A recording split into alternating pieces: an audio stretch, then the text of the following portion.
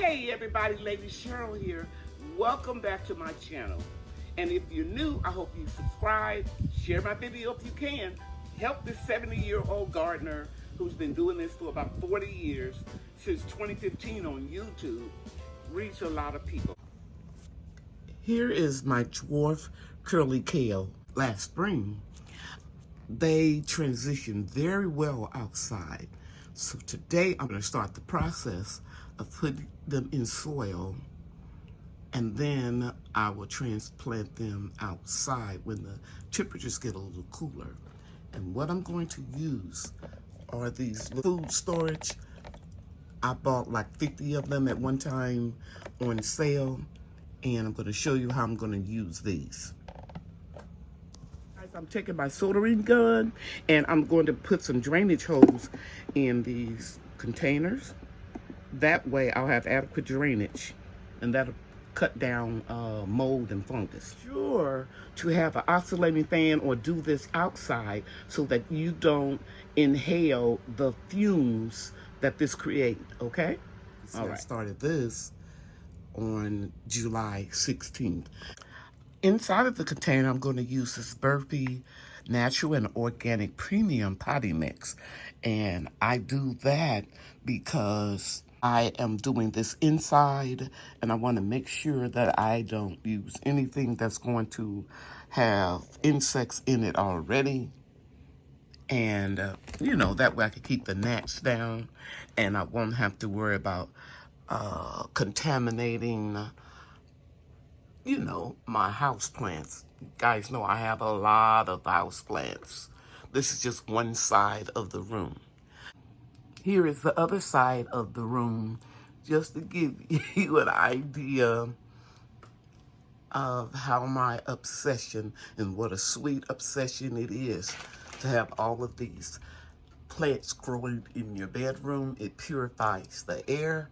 Every one of them have some redeeming qualities, and that is why I am growing them, and the fact that I love growing houseplants too. So yeah, I'm going to fill the containers up, and I'll be back and show you how I put them in the soil. Look at all of these roots, guys. I'm going to just make a hole and put it down in. Now what I do is I'm going to gently remove the sponge from the basket. And if you lose a few roots, that's okay. It'll be all right. I'm doing this with one hand, guys. Okay? And that's soil. That where I laid it on the surface. And I'm just going to dig a hole and drop it in. The roots will continue to grow just like it is now through the sponge. So this is what it looks like before I water it. And I'm going to continue to grow them right up under this hydroponic light. I'll probably raise it up just a little. Yeah, and you can see that there's room back there for me to put 2 more of these containers facing vertically. I'll be back when I'm all done. Okay, so it's all done. I decided to just put 2 in each container because this one is a little wimpy, so I'm gonna let it grow a little bit longer. And if you didn't know, usually on most seedlings, the first leaf will drop off or shrivel up. Sometimes I take them off. But I may just start another one right here. That way I can have 2. Yeah, that's exactly what I'm going to do. Sometimes you have to like improvise on the fly. Here are the tomato plants, volunteers that grew in this apple tree. Let me just take you up so you can see it. This container. So what I'm going to do is I'm going to prick these out today and get them in some soil. I shared this in my last short video, how I had cherry tomatoes growing in this container, and these are my fall tomatoes, and I see a couple volunteers here as well. So I'm going to prick them all out and put them where I want them to go, and I'll show you in just a minute. Now they're growing really good in the wood chips, but I thought I'll just demonstrate to you how I'm just pricking these out. I'm doing this with my left hand, and I'm trying to move back some of the bark, and I'm going to just scoop down there. It's kind of hard to do with one hand. Oh shoot, I kind of broke that one off, but I think I still got enough fruit. But the main thing is, it doesn't really matter because I don't need all of these. Just gonna dig down in here. My tools are upstairs. See that? I'm just gonna lift it real carefully. And it's still attached. There we go. So that's how you do it. So I have 1, 2, 3, 4, 5, 6, 7. I don't need all of them, so I'm just gonna plant what I need. This container is too small to grow all these tomatoes in, but it's gonna be their temporary home.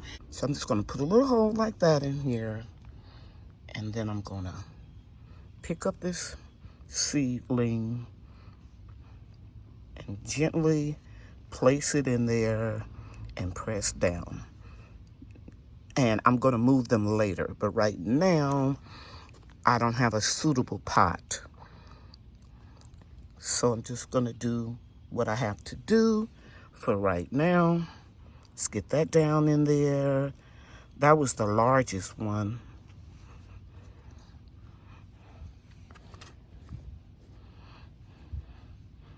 And then I'll put another one right here.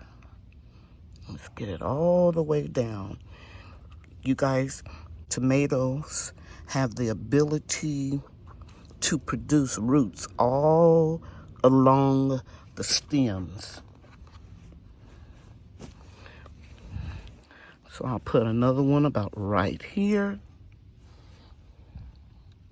Got one big long root on this one, so we'll get that down there.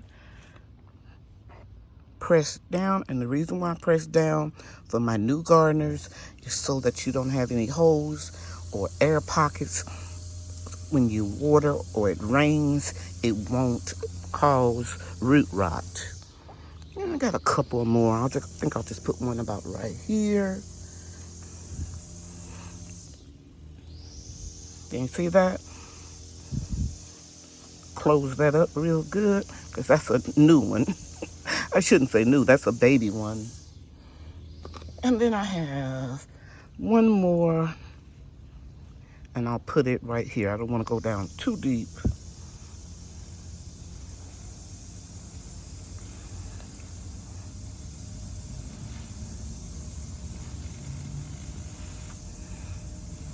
And that, ladies and gentlemen, is how you give a temporary home to your volunteer tomatoes. I'm sorry about the background noise. My neighbor is cutting their grass. Okay, while I was planting these, I noticed that this tomato plant right here is putting on flowers for tomatoes, and I don't want that right now. So we're just gonna pinch those off. I don't want this to start flowering. I just wanted to keep it alive until the temperatures cool down. So right here, you don't have to do this, guys. It'll shrivel off and just drop off, but I'm just gonna do it in case I forget about it or I miss it, okay? And I'll examine all of my tomato plants and make sure that I take anything off that's trying to bloom. Okay, so it looks like my neighbor is finished with the lawn work, so I just want to insert right now the reason why I take those blooms off, because the tomato flowers will not form a tomato when temperatures are consistently over 90 degrees, okay? So when it cools off, about the last of September, I don't know. You never know with the weather nowadays, guys. But whenever I get consistent temperatures and I look at the long range forecast and I know we're not expecting any temperatures above 90, that's when I'll let them start flowering and begin making tomatoes. It's Saturday morning. The temperature is supposed to be 90 degrees today. I'm just so grateful for the reprieve in the weather. God worked it out. A lot of the yellowing has disappeared or hasn't gotten any worse. And we're supposed to get a little rain today. I'm so thankful that the Spirit told me to go and take those shade cloth covers off of my garden. Because you can see right here, I was starting to get leggy seedlings here, and I just pulled them up. Actually, when they get like that, it wasn't getting enough light. But you can see the new seedlings coming up here and a few over there. So that's a good thing. Here's my mustard spinach that germinated in, I think, 2 days. Here are the tomato plants that I saw growing in this apple tree container that I transplanted in here. Every one of them looks good. The beans are perking up. I'm gonna take this bad leaf off so I can see if I have more damage. We see cucumber coming up there, looking good.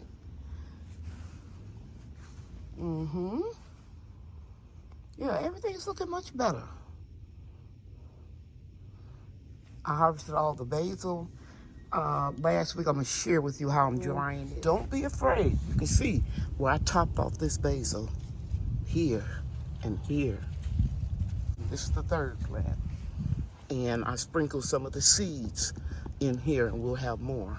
It'll grow all the way up until we get a freeze or a frost. In a recent video, I shared with you how I harvested a lot of basil and I put them in brown paper bags because it had rained that day. And then after they dried out a little bit, then I put them into these bowls and put them under the hydroponic lights while I am growing other things up under there. Can you see that? And right here, you can see I have a summer dwarf squash growing there. So you can utilize your systems in more than one way. And I have a lot of grow lights, don't get me wrong. But I can kill 2 birds with 1 stone this way because I don't want to overcrowd the systems with too much squash because they're going to get pretty big. Okay, so this took 4 days to dry under the lights. While the lights were already being on and being used, I utilized the lights. Just like I did with the stevia I shared with you that I dehydrated under the hydroponic lights, I just put a glove on and I crunched it up to make the pieces real fine. If the pieces still stick together, then you know it's not all the way dry and nothing is sticking here. It's ready for me to put into this spice container. I got them from Amazon. They're plastic, but what I like about them, they were very inexpensive, and they have the cap on it where you can pour a little or you can put a lot. You see the opening there? And then I just take my funnel and I'll show it to you right here. And I just put it inside of the container. This is what it looks like. All of that basil only made 1 5.5 ounce container. And here's the stevia that I did last week for my teas. You only need a little bit of the stevia because it's about 100 times sweeter than sugar. Let's see if we're getting anything coming up over here. Yep, those little bitty tiny seeds. Basil. After you garden for a while, you'll know what they look like. And this is a tomato seed opening up. I put basil around the edges. I prick some of it out later and put it where I want it. It's been 2 days since I shared this little container box with you. And you can see we got a lot of basil coming up. And we're getting the tomatoes. That's a tomato. That's a tomato. Here's a tomato. Here's a tomato. Here's a tomato. And these are all dwarf tomatoes. Okay? And I'm going to put some of this basil in other places in the garden. I'm going to show you basil over here and over there and over there. You don't see any, or too much, I should say, insect damage because basil has a scent that insects don't like, and it'll keep it away from your crops. Things are looking up. So I'm going to give a little okra while I'm here. I also checked for damage. I don't see anything. Let's see. We're getting some cantaloupe right there. And there has germinated.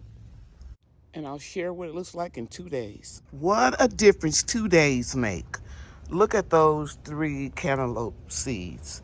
And we have another one over here and over there and 2 more. And it look like we got a little tiny one coming up here. So we're gonna have cantaloupe in about 70 days if the Lord says the same. I am happy. Everybody, it's me, Bria. And we're in my room, guys, and we have this little skillet on, and I'm showing Bria a quick way that we can cook some of our okra. So hold on a minute, let me get everything set up. Bria washed the okra for me, right? She took it downstairs in the kitchen, and she brought it back. I cut it up real nicely, and I'm gonna show her how quick we can stir fry this. All I'm gonna do is add some of my sun-dried tomatoes in the extra virgin olive oil into the skillet, and then we're gonna put that in, and we'll come back and show you when it's done. So you can see it's sizzling, and it's got a few peppers in there too. So go ahead, Bria, and put the okra into the skillet. You don't have to drop it one at a time. You can pour it all in there, baby. Yeah. And then I'm going to stir it around. You got it all in there? And then we're going to put the top on it. All right. And we'll add some seasoning in a minute. Okay, let me share something with you about these sun-dried tomatoes. Once you open the jar, after you have preserved them, they need to be refrigerated. And they can last anywhere between 3 and 6 months in your refrigerator. So you gonna put those up for me, sweetie? All right. As you can see here, the tomatoes are rehydrating with the heat. Now, Bria's gonna sprinkle just a little black pepper because I'm on a low sodium diet. Put a little bit more, baby. We like a lot of black pepper. It's really good for us. Is it coming out? Okay, cool. Then we're going to stir that up. In about 15 minutes, it'll be done. And you can add salt to yours later. Okay? Because this is just going to be a side. I think your mother's cooking pot roast and what else? Carrots, some of the potatoes. And the peppers from the garden. Yeah. Okay. Well, I want to conclude this video by sharing with you that I have started 14 hydroponic systems. It's 3 over there. 2 on this fan here makes 5, 6, 7, 8, 9, 10, 11, 12, and I have 2 down here, 13, 14. And I have 3 of them.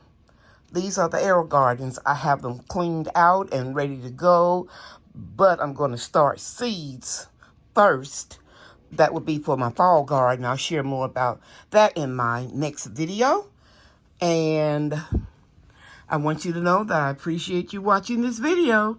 You know that I love you and God loves you too. Thanks for watching, everybody. Bye now.